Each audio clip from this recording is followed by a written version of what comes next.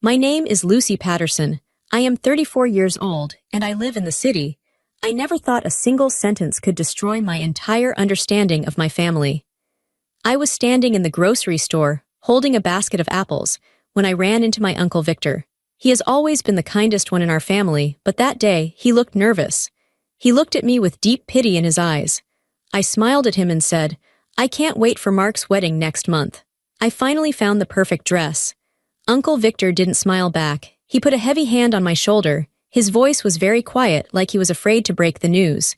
"Lucy," he said, "the wedding was last week." The world stopped. I felt cold all over. My hands shook as I pulled out my phone right there in the aisle. I opened social media. And there it was, hundreds of photos. My mother in her blue silk dress. My father raising a glass of champagne. My brother Mark kissing his bride. Everyone I loved was there, laughing and celebrating. Everyone except me. They didn't just forget to invite me. They hid it from me. They erased me. And the worst part. A month later, when they thought I still didn't know, they had the nerve to ask for the keys to my lake house. But before I tell you how everything flipped, like and subscribe, drop a comment. Where are you watching from? My name is Lucy Patterson. I am 34 years old. I drove to my parents' house. I don't remember the drive. I don't remember stopping at red lights or using my turn signal. My body was on autopilot. My mind was stuck on that picture on my phone. My brother Mark in a tuxedo, my mother in blue silk, my father holding a glass of champagne. They looked so happy. They looked complete. And I wasn't there. I pulled into the driveway. My parents' house looked the same as always. The grass was cut. The porch light was on. It looked like a home. But as I stared at the front door, I felt sick to my stomach. I felt like a stranger. I turned off the car engine. My hands were gripping the steering wheel so hard my knuckles were white. I took a deep breath. I told myself to stay calm. I needed to hear them say it. I needed to hear why. I walked up the steps and unlocked the door. I still had a key. I wondered for the first time if they resented that I had a key. Inside, the house smelled like roast chicken. It was a Tuesday night. Family dinner night. Usually I was invited. Tonight my phone had been silent. I walked into the kitchen. They were all there. My mom, my dad, and Mark. They were sitting at the round wooden table, eating. Mark was laughing at something my dad said. When I walked in, the laughter stopped. It wasn't a slow stop. It was instant. The room went dead silent. Forks froze halfway to mouths. My mother looked up and her eyes went wide. She didn't look happy to see me. She looked annoyed. She looked like I had interrupted a private meeting. "Lucy," my mom said, her voice was flat. "We didn't know you were coming over." She didn't ask how I was. She didn't offer me a plate. She just stated a fact. I stood by the refrigerator. I felt cold. I looked at Mark. He looked away, focusing on his mashed potatoes. He couldn't even look me in the eye. "I saw the photos," I said. My voice was quiet, but it didn't shake. "I saw the photos of the wedding." The silence stretched out. It felt heavy. I waited for an apology. I waited for someone to jump up and say, "Oh my God, Lucy, it was a mistake. The invitation got lost." I waited for them to cry. I waited for them to hug me. None of that happened. My father put his fork down. He took a sip of his wine. He looked at me with a tired expression, like I was a child throwing a tantrum over a broken toy.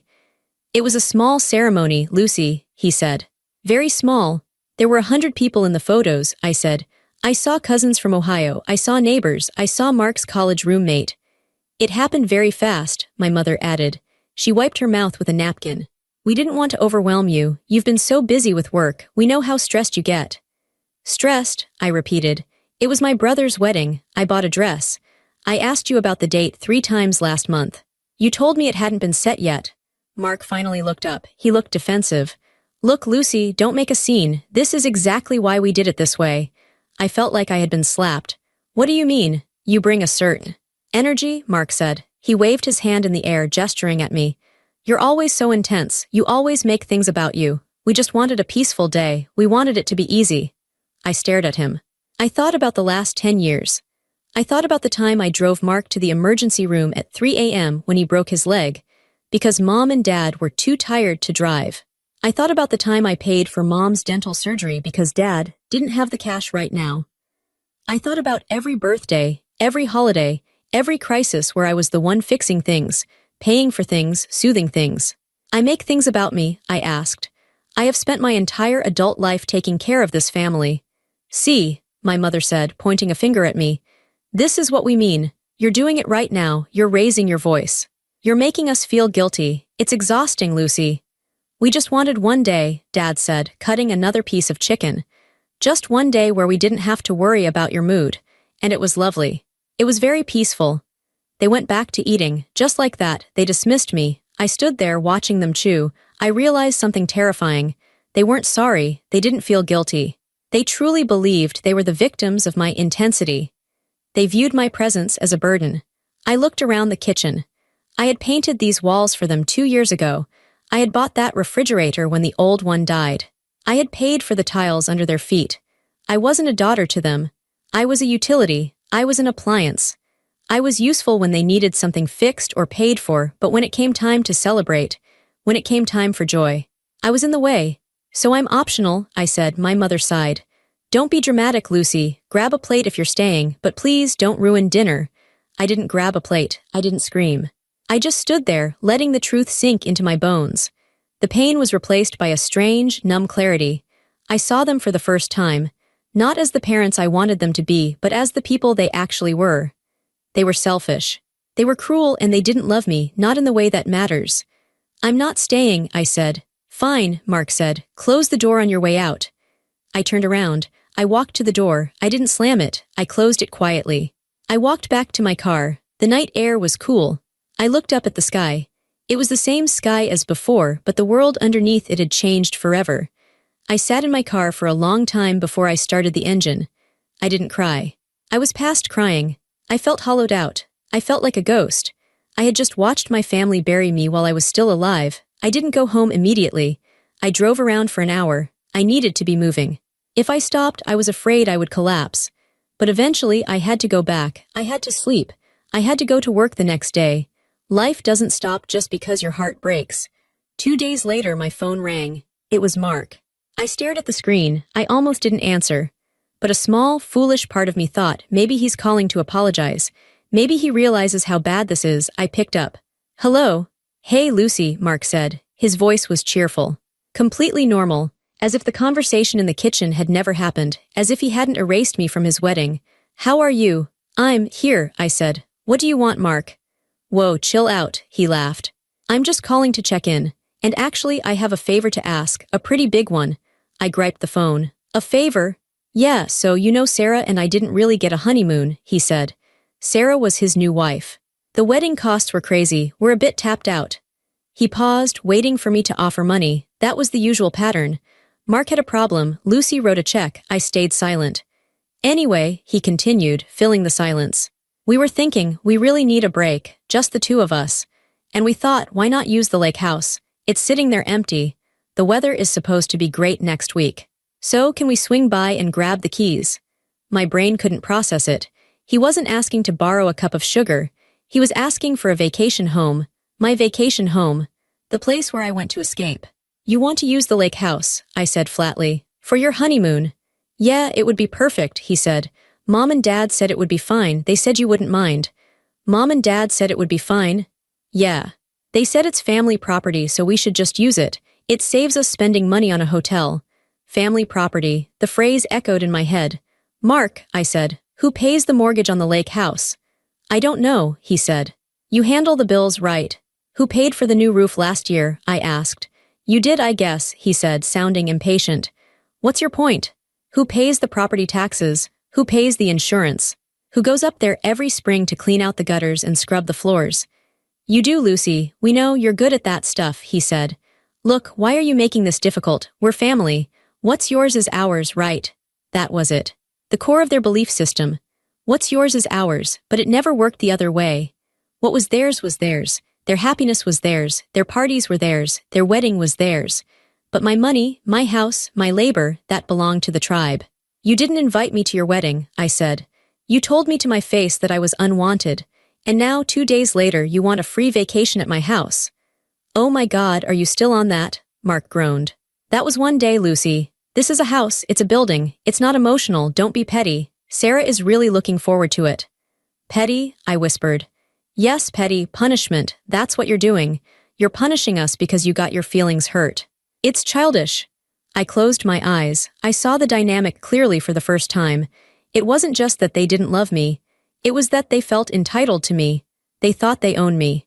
They thought I existed to serve them, and that I should be grateful for the opportunity. If I said yes, nothing would change. They would go to the lake. They would drink wine on the deck I paid for. They would sleep in the beds I made. They would leave the trash for me to clean up, and they would still think I was annoying. If I said no, well, I had never really said no before, not like this. I'm not being petty, I said. I'm waking up. What does that mean? Mark asked. I'm going to the lake house this weekend, I said. I'm going alone. But, no, Mark, you can't have the keys. You can't use the house. Book a hotel. Mom is going to be pissed, Mark threatened. His voice dropped low. She promised Sarah.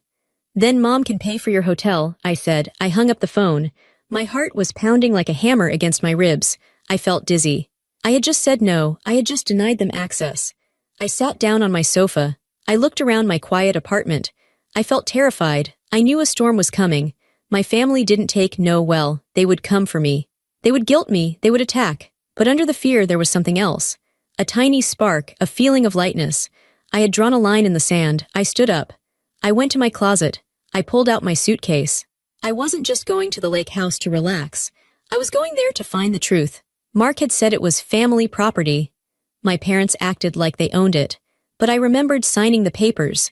I remembered every check I wrote. I needed to see the proof. I needed to see it in black and white.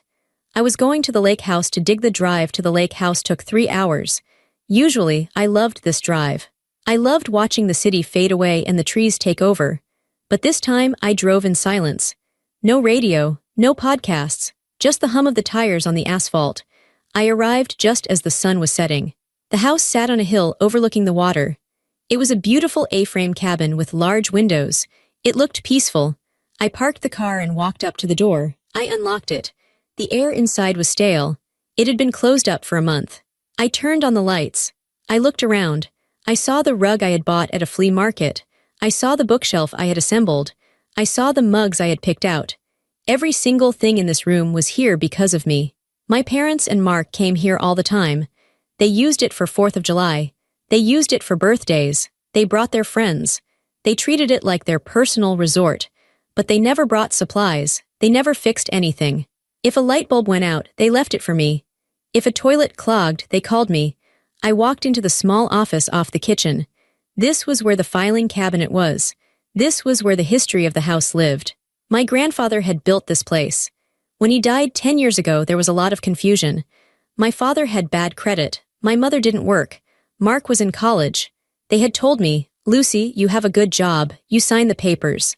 We'll handle the rest later. We'll make a family trust.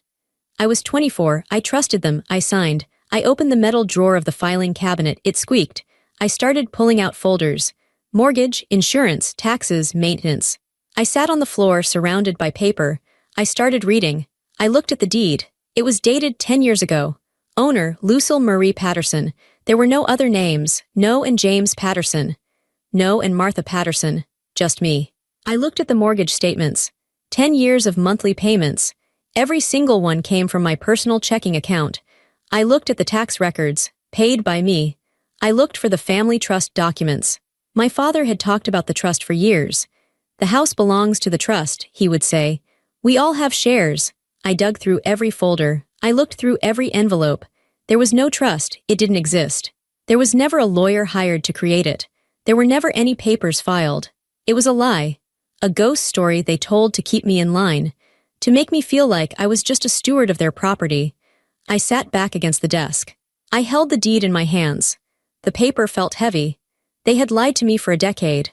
They let me pay for everything, hundreds of thousands of dollars over the years, while they convinced me that I didn't really own it.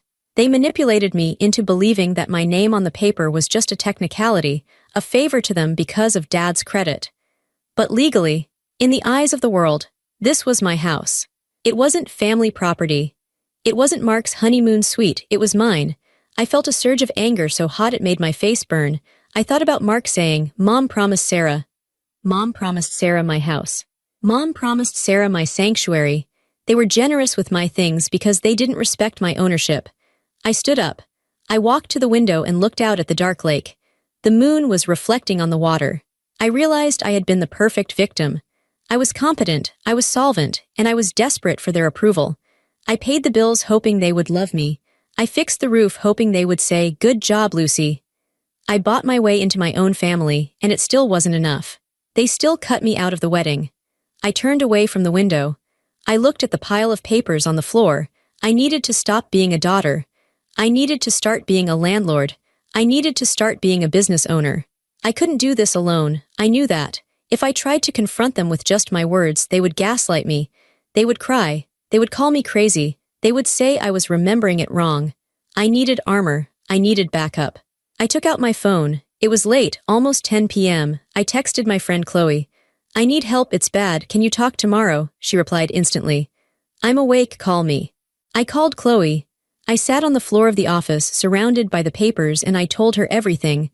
I told her about the wedding, the photos, the energy comment, the request for the lake house, the fake trust. I cried. It was the first time I had really let it out. I sobbed until my throat hurt. Chloe listened. She didn't interrupt. She let me fall apart. When I was done, her voice was hard. "Lucy, stop crying. Listen to me, you are done. You are done being their doormat." "I know," I sniffled. "No, you don't know. You think this is a family fight. It's not. This is financial abuse. This is theft. You need a lawyer." "A lawyer against my parents?" "Yes. You need to lock this down before they try to take it from you. You said they act like they own it. What if they try to forge something? What if they try to squat there? You need a shark, Lucy." She gave me a name. Natalie Cruz. "She handled my divorce," Chloe said. "She doesn't play games. Call her first thing in the morning." The next morning, I didn't go to work. I called in sick. I packed up every single document from the lake house filing cabinet into a box. I put the box in my trunk. I drove back to the city and went straight to Natalie Cruz's office. Natalie was a small woman with sharp glasses and a suit that looked like it could cut glass. She sat across from me at a large mahogany table. She didn't offer me tea and sympathy. She asked for facts. I laid it all out. The deed, the payments, the lack of a trust. Natalie went through the papers silently. Her eyes scanned the pages fast. She made notes on a yellow pad. After 20 minutes, she took off her glasses. "Okay," she said. "Here is the reality. You are the sole legal owner of the property. There is no ambiguity here. The verbal agreements your family talks about, this trust, it's meaningless in court. It doesn't exist." I let out a breath I didn't know I was holding. "So they can't take it?" "No," Natalie said. "But we have a problem. You've established a precedent of tenancy. You've allowed them to use the property freely for 10 years. If we want to lock them out, we need to do it formally. We need to send notice." "Notice? A cease and desist. Or a formal notice of trespassing if they show up without permission. We need to change the locks. We need to install cameras." "That seems so aggressive," I said. Natalie leaned forward. "Lucy, they hid a wedding from you. They are currently trying to vacation in your home against your will. They are not treating you like family. They are treating you like a resource. You need to treat them like a liability." Her words hit me hard. "Treat them like a liability." "Okay," I said. "Do it." "Good," Natalie said. "Now let's talk about the rest of your finances. You mentioned you pay for other things. My parents' cell phones, my mom's car insurance. I co-signed a loan for Mark's business 2 years ago." Natalie looked at me with pity. "We need a forensic accountant. I work with a guy named Stephen Ward. He's going to look at everything. We need to untangle you completely." I met with Stephen Ward that afternoon. He was a quiet man with a calculator and a frown. We pulled up my bank statements. We pulled up my credit report. It was worse than I thought. "You're paying $400 a month for a storage unit," Stephen said. "What's in it?" "My dad's old furniture," I said. "He didn't have room for it when they downsized." "You've paid." Stephen clicked away on his calculator. "Almost $5,000 a year. For 10 years, you've spent $50,000 storing old furniture." I stared at him. "50,000? And this loan for your brother," Stephen pointed at the screen. "He's missed 3 payments this year. You know that hurts your credit score, right?" "No," I whispered. "He said he was handling it." "He's not," Stephen said. "He's skipping payments. And because you co-signed, the bank is coming for you next." Stephen looked at me. "Lucy, you aren't just a daughter. You are their bank. You are their retirement plan. You are their safety net. And they are bleeding you dry."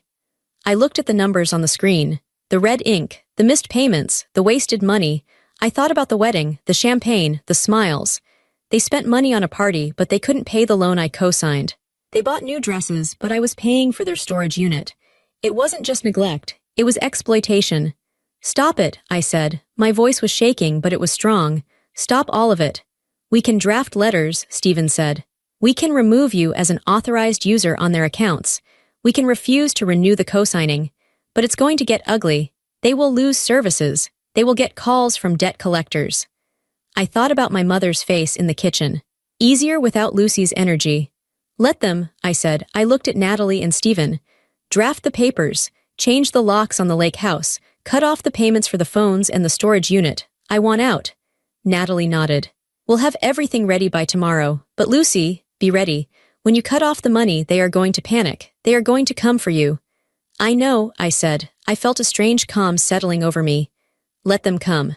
I'm not the same person I was yesterday. I left the office. The sun was shining. The city was loud and busy. I walked down the street, and for the first time in my life, I didn't feel heavy. I felt light. I had been carrying my family on my back for a decade. I had just set them down. Now, I was just waiting for them to realize they were standing on their own feet, and that they were about to fall. It was a Tuesday morning, 3 days after I hired Natalie and Stephen. I was at my desk on the 14th floor of the corporate building where I work as a project manager. I felt nervous. I knew the letters had been delivered. Stephen had sent the notices. He had canceled the credit cards, where I was an authorized user. He had sent a formal letter to the bank regarding Mark's loan, stating I would not renew the co-signing agreement. And Natalie had sent the cease and desist letter regarding the lake house. I was waiting for the explosion. At 10:15 a.m., the phone on my desk rang. It wasn't my cell phone. It was the internal line from the security desk in the lobby. Miss Patterson, the guard David asked, I have 3 individuals here to see you. They say they are your family. They are quite agitated. My stomach dropped. They hadn't called. They hadn't texted. They just showed up. They were trying to ambush me at work, knowing I would be embarrassed. They thought I would come down and give them whatever they wanted just to make them stop causing a scene. That was the old Lucy. I'm not expecting visitors, David, I said. My voice was steady. Please tell them I am in a meeting and cannot come down. I tried telling them that, ma'am, David said. He sounded stressed. They are refusing to leave. The older woman is shouting that she is your mother and she has a right to see you. I closed my eyes. I could picture it. My mother, in her victim mode, screaming at a minimum wage security guard. My father, standing behind her with his arms crossed, looking stern. Mark, probably pacing around looking for a way to sneak past the turnstiles. I took a deep breath. David, do not let them up. I am authorizing you to remove them if they disrupt the lobby. They are not allowed on this floor. Understood, Miss Patterson, David said. I hung up. I sat there for a moment, shaking. Then I realized something. I didn't want to hide. I wanted to see it. I wanted to see them hit a wall. I stood up and walked to the elevator. I pressed the button for the lobby. When the doors opened on the ground floor, the noise hit me instantly. This is ridiculous, my mother was yelling. She was standing at the security desk, her face red. She is my daughter. You can't keep me from my daughter. Ma'am, you need to step back, David was saying calmly. He was a big man, and he wasn't intimidated. My father was pointing a finger at another guard. Do you know who I am? I am her father. I want to speak to your manager. Mark saw me first. He was standing near the glass doors. He pointed at me. There she is, my mother whipped around. Her eyes locked onto me. She didn't look like a loving mother. She looked like a predator. She marched toward the turnstiles, but the glass barrier was closed. She couldn't get to me. For the first time in my life, there was a physical barrier between us. They couldn't touch me. I walked up to the secure side of the turnstiles. I stood there, calm and silent. Lucy, my mother screamed. People in the lobby were staring. Executives in suits were stopping to watch. Usually, I would have died of shame. But today, I felt detached. What is the meaning of this? Our cards were declined. The bank called Mark saying you pulled the backing on his loan. Are you insane? I'm not insane, I said. My voice was quiet, but in the echo of the lobby they heard me. I'm just finished. Open this gate, my father barked. We need to talk now. No, I said. We don't. You changed the locks on the lake house, Mark shouted. Sarah and I drove up there yesterday and our key didn't work. Do you know how embarrassing that was? We had groceries in the car. It's my house, Mark, I said. I didn't invite you. We are your family, my mother wailed. She grabbed the metal bars of the turnstile and shook them. How can you be so cruel after everything we've done for you? What have you done for me? I asked. Besides erase me from your life when it suits you. This is about the wedding again, Mark laughed, a desperate, angry sound. Get over it, Lucy, you're ruining everyone's life over a party. It's not about the party, I said. It's about the theft, it's about the lies. It's about $50,000 in storage fees, Dad, it's about using me. My father's face went pale. He didn't know I knew about the total amount. You are ungrateful, my mother hissed. You are a selfish, bitter girl. Ma'am, David the security guard stepped forward. He placed a hand on his belt. You are causing a disturbance. You need to leave the building now or I will call the police. You wouldn't dare, my mother spat at him. I absolutely would, David said. He looked at me. Miss Patterson, do you want them removed? The lobby went silent. My parents looked at me. They expected me to cave. They expected me to say, no, it's okay, let them up. They expected the Lucy who wanted to be loved.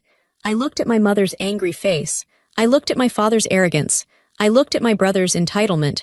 Yes, David, I said. Please remove them. They are harassing me. My mother gasped. It was a sound of pure shock.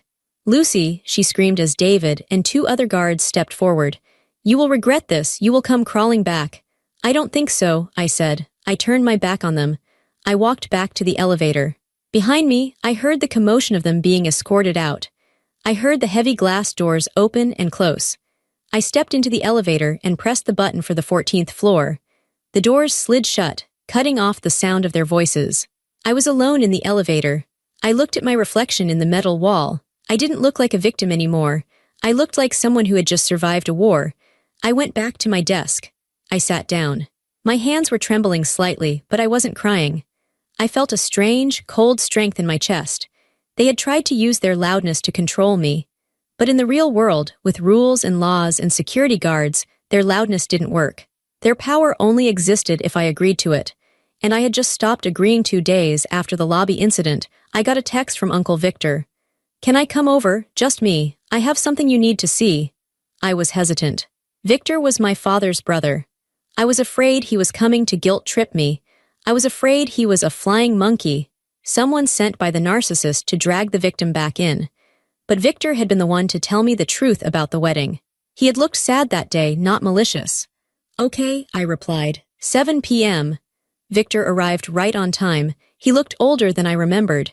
He was carrying a worn leather briefcase. He didn't hug me. He just nodded and walked into my living room. He sat down on the sofa and placed the briefcase on his knees. He looked at me with that same pity he had in the grocery store. I heard about what happened at your office, he said. Are you here to tell me I was wrong? I asked, crossing my arms. No, Victor said. I'm here to tell you that you were right, but you don't know the half of it. He clicked the latches on the briefcase. They snapped open loudly. He pulled out a thick stack of papers. They looked old. Some were yellowed. Some were printed emails. Some were handwritten notes. What is this? I asked. I was the executor of your grandfather's estate initially, Victor said. Before your father took over, I kept copies of everything, and I've been on the family email chain for a long time. I print things out because I don't trust computers, and I don't trust my brother. He handed me a sheet of paper. It was a printout of an email from my father to my mother, dated 10 years ago, right after my grandfather died. Subject: the lake house problem from Dad to Mom. Victor says we can't qualify for the mortgage on the cabin. My credit is too shot, but I have an idea. We can put it in Lucy's name. She's got that new job. She's eager to please. We tell her it's a family trust situation so she doesn't get any ideas about actually controlling it. We let her pay the monthly nut and we keep the keys. It's a win-win. We get the house. She gets to feel important. I read the email 3 times. My hands started to shake. She's eager to please. We let her pay the monthly nut. We tell her it's a family trust, so she doesn't get any ideas. It wasn't an accident. It wasn't just them being bad with money. It was a plan. It was a strategy. They saw my love as a weakness they could exploit. There's more, Victor said quietly. He handed me another document. It was a handwritten note in my mother's handwriting. It looked like a budget plan. Mark's college fund, $0 plan. Ask Lucy to co-sign loans. Guilt her about family supporting family. Retirement. Use the money saved from not paying cabin mortgage. I felt sick, physically sick. I had to put the papers down on the coffee table. They planned it, I whispered. My whole adult life. They looked at me and saw a bank account. They saw a resource, Victor corrected. Lucy, you were the responsible one, the good one, and they punished you for it. They knew you would never say no. Why didn't you tell me? I looked at him, tears stinging my eyes. Why did you wait 10 years? Victor looked down at his hands. I'm a coward, Lucy. I didn't want to start a war with my brother, I thought. I thought maybe they loved you in their own way. I thought maybe it would work out.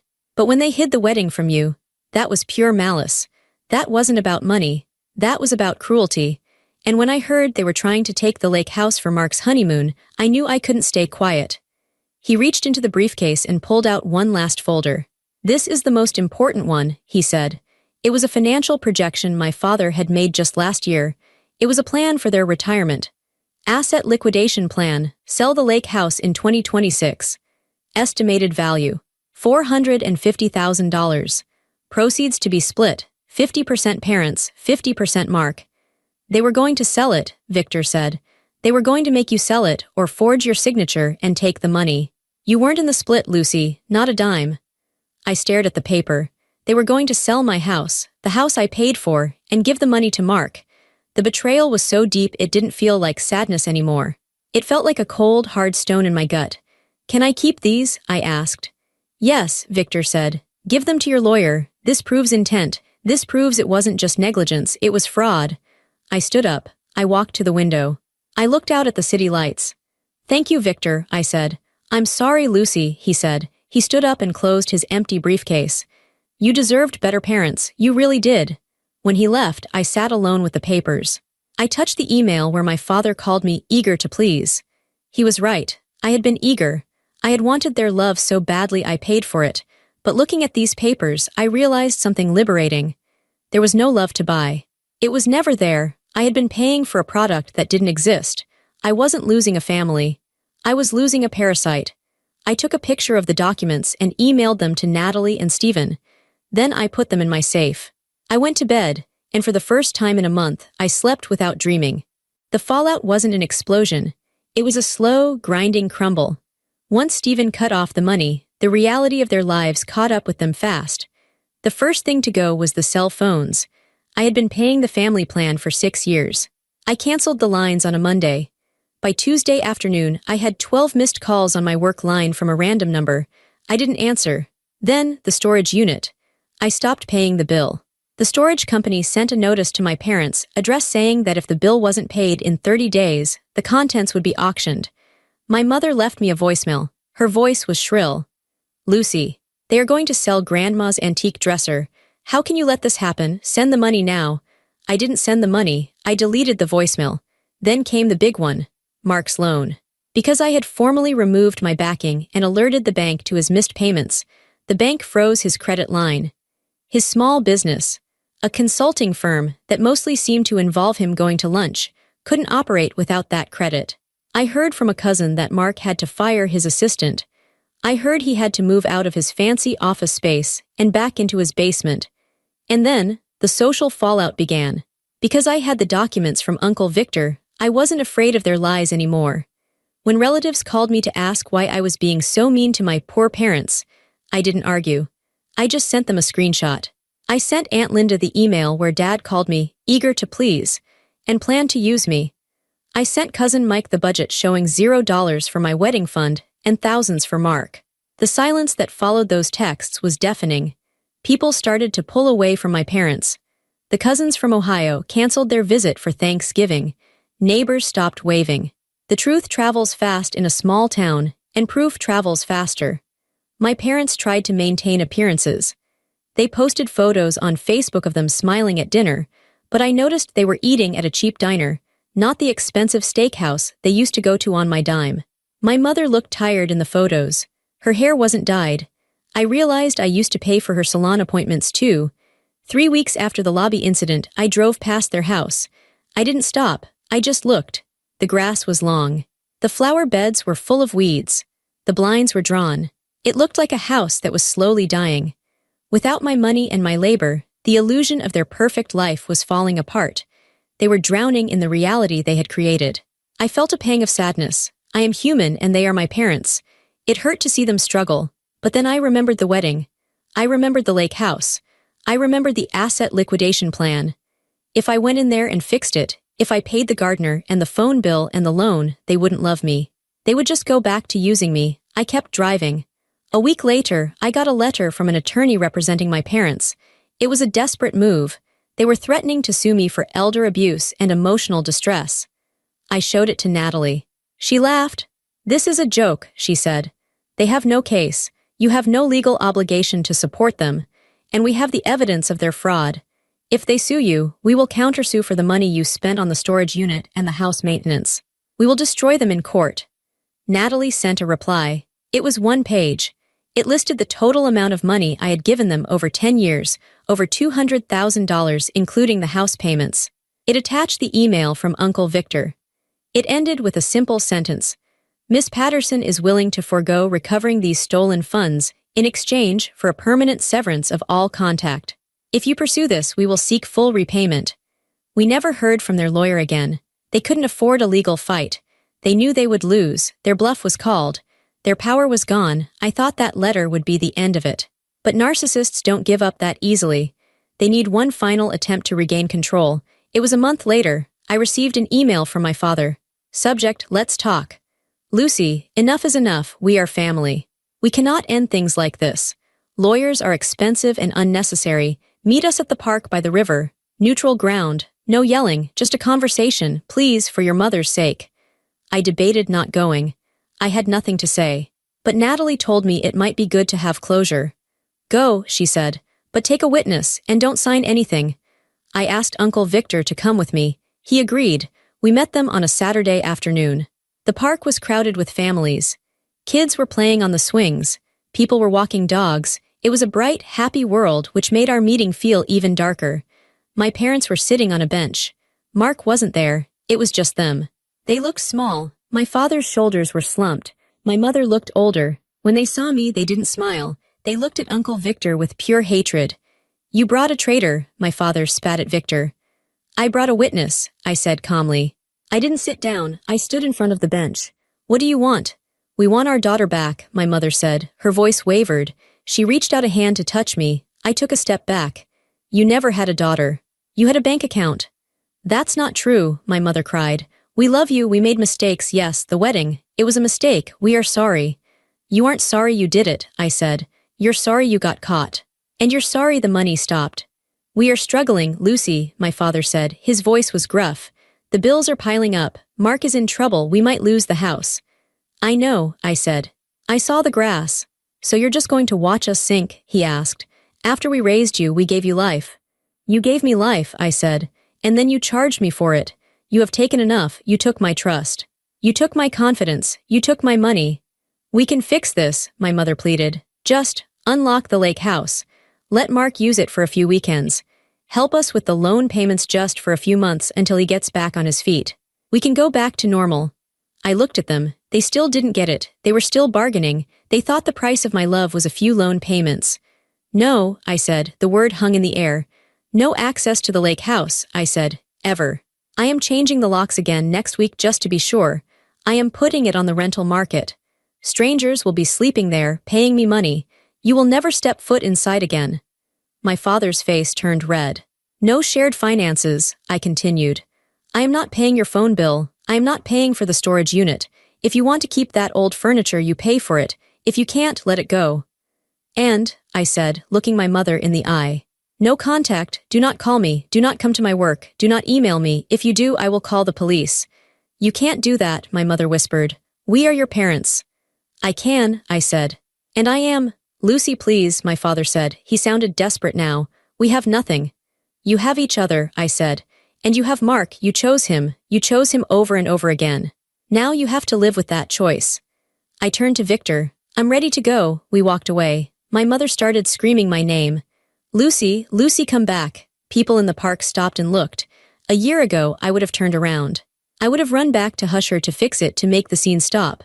But I kept walking. I let her scream. Her voice got smaller and smaller the further I walked. I reached my car. I got in. Victor sat beside me. "Are you okay?" he asked. I took a deep breath. The air felt clean. "I'm not okay yet," I said, "but I'm free. 6 months passed. It is autumn now. I am at the lake house. I am sitting on the deck, wrapped in a thick blanket, holding a mug of hot coffee. The air is crisp and smells like pine needles and wood smoke. The lake is a sheet of glass, reflecting the orange and red leaves of the trees. It is quiet. For the first few months, the silence terrified me. I was so used to the chaos of my family. I was used to the phone ringing with a crisis. I was used to the knot of anxiety in my stomach, wondering what they needed next. When that stopped, I felt empty. I had to relearn who I was. If I wasn't the fixer, if I wasn't the provider, then who was Lucy? I started therapy. I started spending time with Chloe and Uncle Victor. We have dinner every Sunday. We laugh, we talk about books and movies. No one asks me for money. No one insults me. I realized that family isn't blood. Family is the people who respect you. I looked at the house behind me. It looks different now. I painted the front door a bright red. I threw out the old rug my mother liked and bought a new one that I liked.